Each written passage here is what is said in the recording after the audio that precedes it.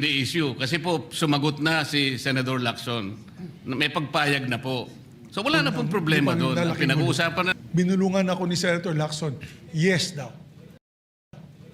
Kailan po kaya, Mr. President, mag-uumpisa? Ay, hindi ko na po alam yun. Kasi po, kung yes, bitin na naman po, Mr. President. Ayoko pong mabitin ng taong bayan, Mr. President. Kaya gusto ko pong malaman, kailan, anong oras, tuloy-tuloy po ba para sa ganon? Ay mapayapa naman ang kalooban ng ating mga kababayan. Mr. President, may I respond? Yes, Senator Lacson. Isa lang po ang pakiusap ko, baka pwedeng pirmahan niyo muna yung partial committee report.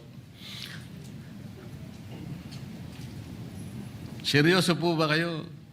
I'm serious, Mr. President. So we can get over it, no? Because that is a partial. And move forward. Yes, that's a Partial, partial. and then you can move forward to the next one. That is correct, Mr. President. Paano ko po Yes, but, pipirmahan again, para sa report, Mr. President? Ang gusto ko makumpleto muna, kaya nga po ako'y nakikiusap, puntahan po natin ang mga potential areas of evidence. Kung payag naman po kayo, umuuna kayo, tinatanong ko lang ngayon, meron na po ba tayong schedule? Sana mo po, kahit weekly lang, Mr. President, tapusin na po natin ito. I believe that the Committee on Rules should tackle that particular question because today I found out that those members, those so-called ex-military soldiers that you're mentioning and the people behind it, some members of Congress filed a case of cyber libel on them. And therefore, I think the Committee on Rules should check first whether we can call a hearing on that particular issue kung ganong merong kaso at meron ongoing case. So I suggest that your question and the privilege speech and the ensuing debates thereafter be referred to the Committee on Rules. I would like to entertain a motion to that effect, Mr. Majority Leader.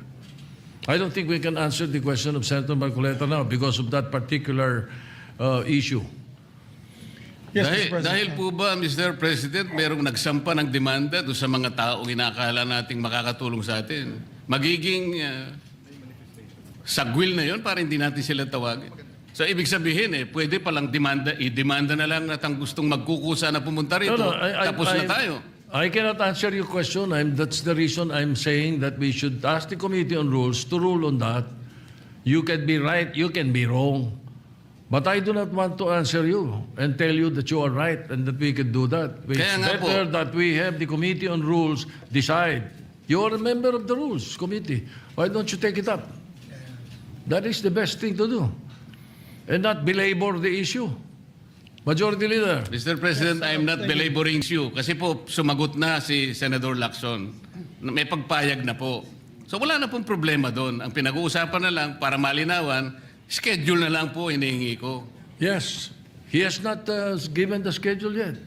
And he might even think of checking with the Rules Committee first on whether we can do that right away or not. Salamat po, Ginoong Pangulo. Majority Leader. Thank you, Mr. President. The good Minority Floor Leader would just also want to weigh in. The Minority Leader, Senator Alan Cayetano, Mr. recognized. President, good afternoon. Sir President, obviously po, iba ang point of view ng dalawa nating kasamahan. Pareho nating ginagalang. Let me appreciate the passion of both of them to get to the bottom of the biggest scandal, at least monetarily, the biggest graft and corruption scandal to hit the country in our history. No? If you look at the amounts, it's staggering. But may I make this manifestation just to encourage all of us that there are simple ways also of finding some solutions to the problem. Ayokong maliitin po ang trabaho ni Senator Lacson. Ayokong maliitin po ang trabaho ni Senator Marcoleta. Pareho po silang nagsusumikap na malaman ng totoo, pero napaka-politically charged ng ating pong environment ngayon. First, Mr. President, I'd like to mention, during the budget hearing, I asked Secretary Vince Dizon a very simple question. Ba't hindi nalang utusan lahat ng DE, samahan ng COA, samahan ng barangay captain, sa listahan na hawak ng DPWH ng 2023 or 2022 pa hanggang 2025 project, kunan lang ng picture. Para kung may picture at hindi pa bayad, hindi ghost yon. Kung may picture, walang project at bayad na, ghost yon. Kung may problema, substandard o kung ano man, kita na natin sa picture. Kasi si Senator Lacson na mismo ang nagsabi din sa atin na as time goes by, umiiba yung numbers ng actual na ghost at hindi. No? Number two, Mr. President, I think many of us, and I'd like to appreciate Senator Win Gatchalian here, cautioned that when there are investigations sa graft and corruption, minsan mas malaki pa ang tama kapag ka natigil yung mga projects. I brought this up sa DPWH na pag kinancel nyo lahat ng project, baka walang kumuha niyan. But since yung top 10, nandun, instead of bantayan, insist, wag bayaran, kinancel lahat, so nakatiwangwang most if not all. But number 3, I approached Senator Win right before I asked the majority leader to speak.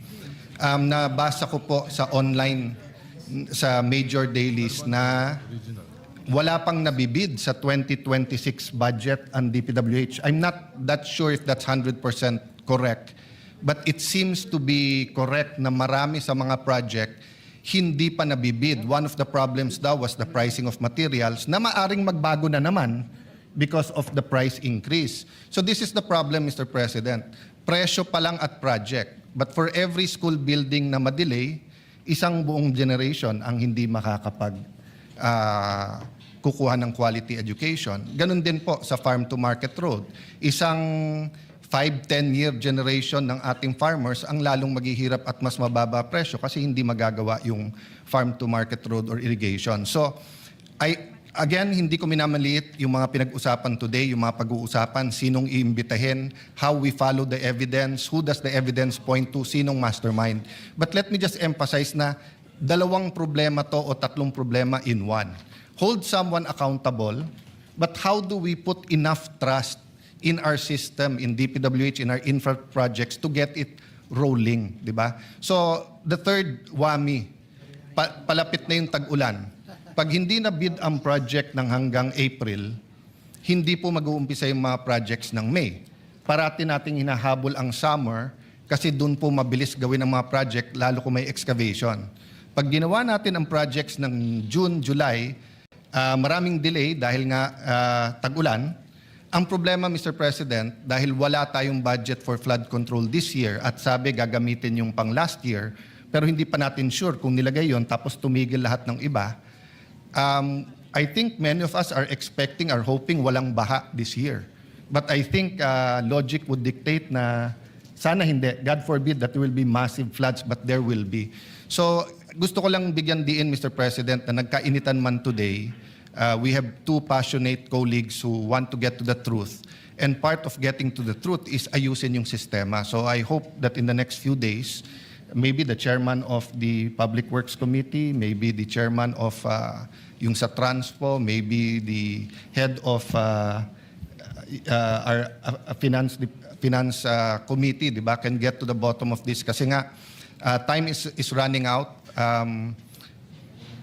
Napakababa ng GDP natin for the 4th quarter. Ilan araw na lang tapos na 1st quarter.